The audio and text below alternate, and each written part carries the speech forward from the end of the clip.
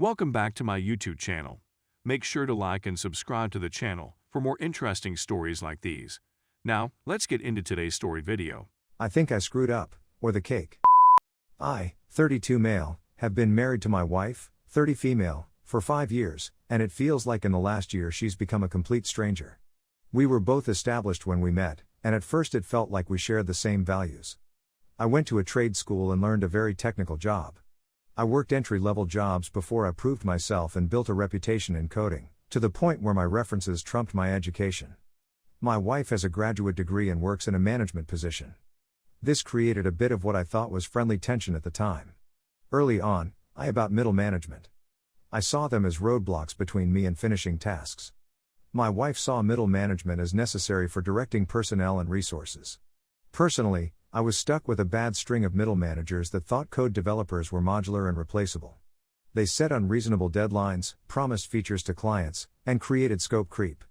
Every time I told her about the next boneheaded thing my manager instituted, she always took his side. Note, she never met him. He sees things you don't, she says.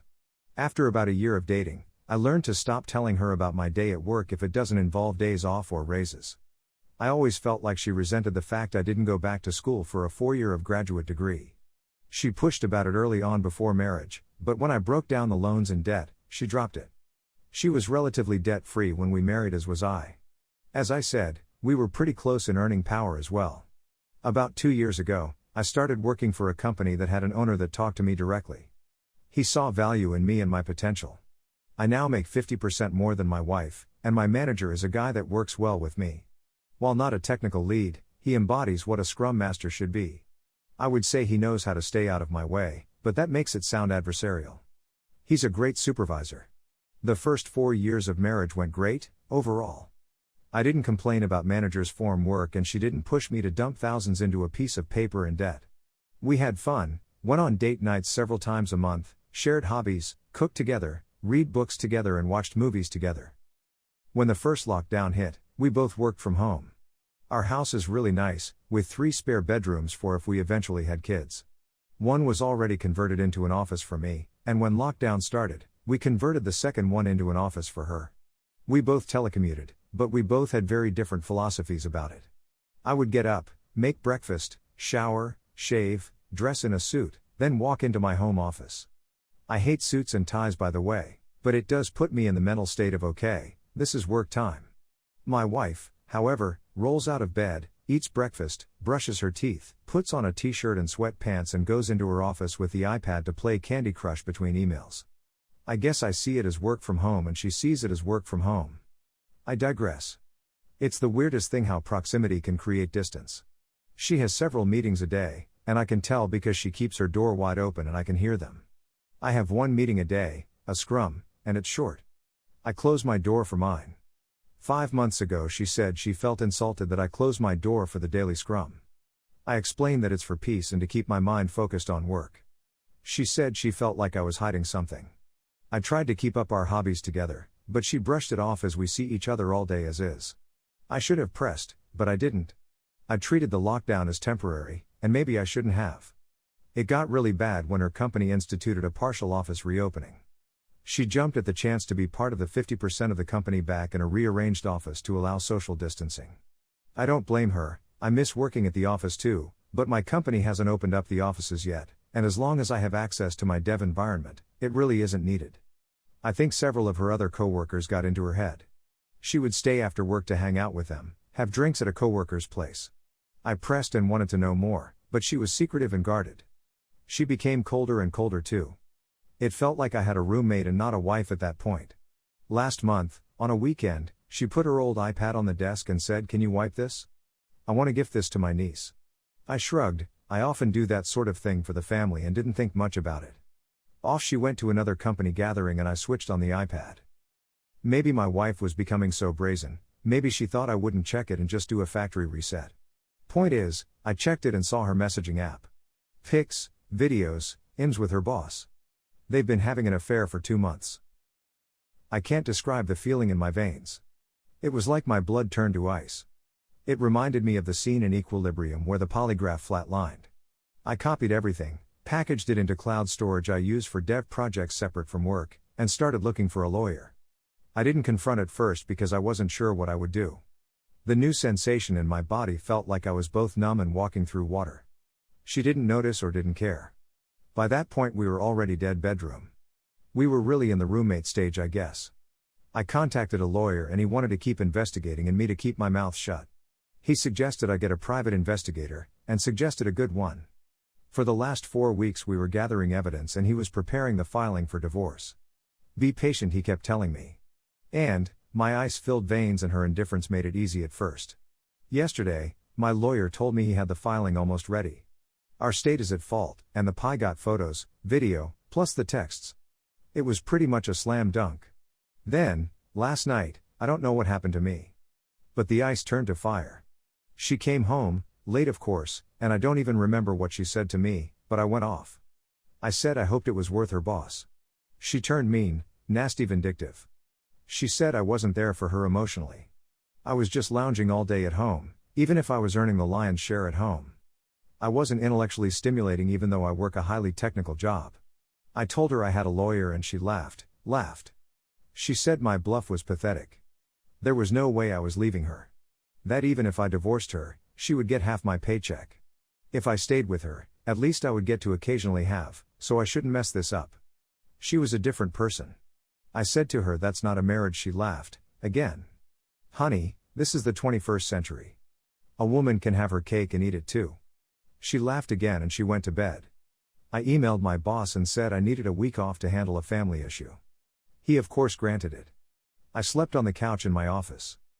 This morning, she left as I was getting dressed, and only said don't wait up. I went to my lawyer's office and he said he had the papers ready. He had a process server with him and asked how I wanted the papers served. I told him. My lawyer, bless him, laughed and said you better not. I've had so many people want to do a cutesy or revenge serving and I always talk them out of it. Judges don't have a sense of humor. He told me how this could cost me alimony or assets. I didn't care.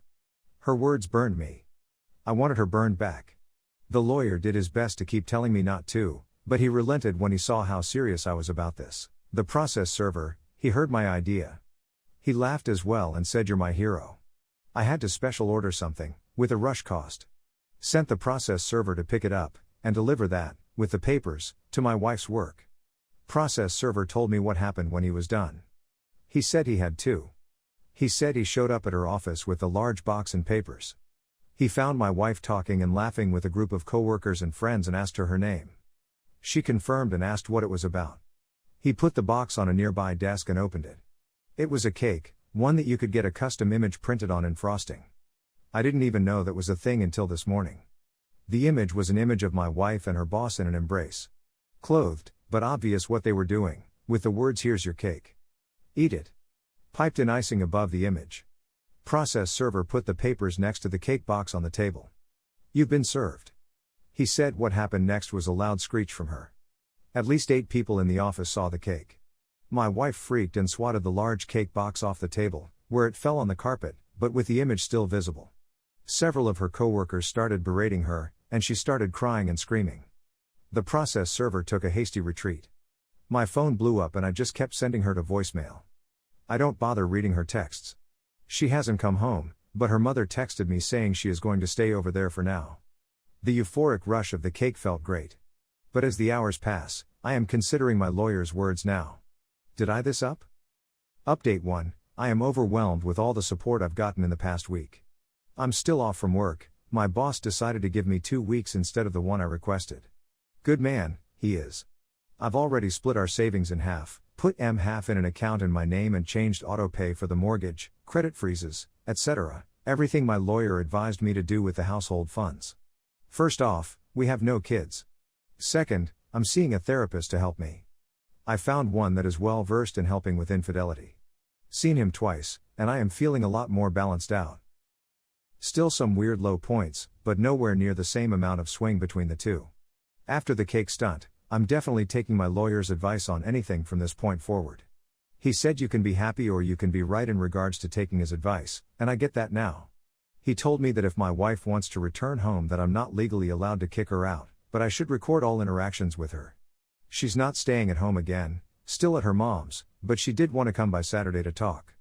My lawyer told me I could, but said he would prefer if she wants to talk to have it done at his office, with her own lawyer present as well as himself. I presented this to her, in email of course, and she responded that she didn't have a lawyer.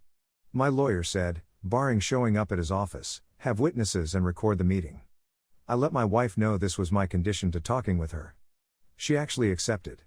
So, I had 2 mutual friends come in, all 3 of us with our phones on the table ready to record. She came in and tried to give me an awkward hug, but I just held my hand up and the phone started to record as the 4 of us sat down at the kitchen table. She was actually apologetic. She said she felt like she was watching a movie versus being in charge of her life. But it felt thrilling and with a rush. She asked if I wanted to know why. I said I really didn't care at this point. She felt that she owed that much to me and told me. She said that when she started going back to the office when it reopened, she got really close to 3 female coworkers, each a few years older than her, and 2 of them divorced. She said they wormed their way into her head, told her about how she's owed more than she's getting. They asked her constantly about her home life. The ringleader apparently was psychoanalyzing me for my wife's stories. My wife told them about my issue with managers back in my early career, and the ringleader took this to mean I'm threatened by educated people. The ringleader told her that I was a submissive male, and she needed a take-charge man in her life. That if I found out, I might have shouted and threatened, but get in line. My wife still has her job for now, but only just. The people that saw the cake was my wife, the 3 witches, her affair partner/boss, and according to her 2 other co-workers that were lateral to her. The boss immediately ended the affair, told her to only communicate with him in email, and that if she ever tried to show up in his office alone, he would call in a co-worker immediately. The 3 witches turned on her immediately and publicly berated her for doing such an awful thing. The other co-workers, according to her, didn't want to get involved with her soap opera. So, no reports to HR. She said her 3 friends doing a 180 on her immediately sort of shook her out of her fog. She seemed really ashamed and said she had to ask for $5 grand. I was confused, because there was money left in her account. I made it a point that she had it. She was living with her mom, she didn't have any major expenses. It turns out the ringleader and the other 2 witches wanted to be paid for their silence. They're blackmailing her and gave her a deadline, lest HR will know all the sordid details. She was pleading for help. I told her that there is no going back to normal after this. Everything will change.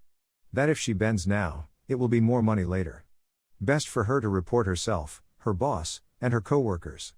It would work better than having sleepless nights waiting for the knife to fall.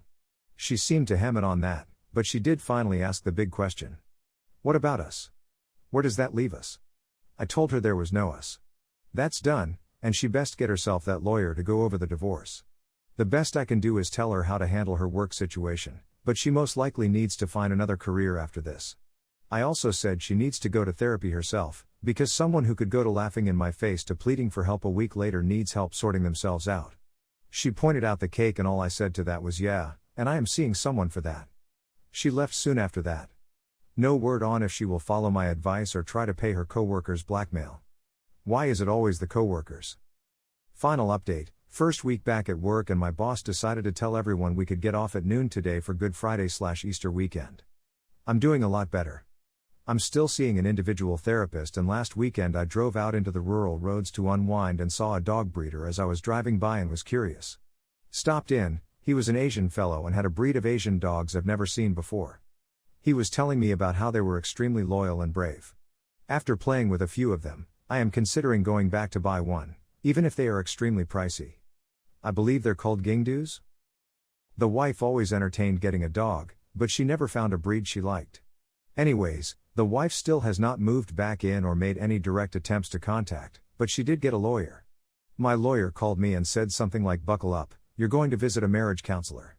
I said I didn't want to see one, the divorce was happening no matter what. He agreed, but then said normally, I'd tell the other attorney to pound sand, but now I have to paint you as a reasonable person, so you have to entertain reasonable requests. This is why you should listen to your attorney. If I held back my anger, I would have been able to ignore this request. He did give me advice for this session. Don't admit fault. Don't concede I failed anywhere.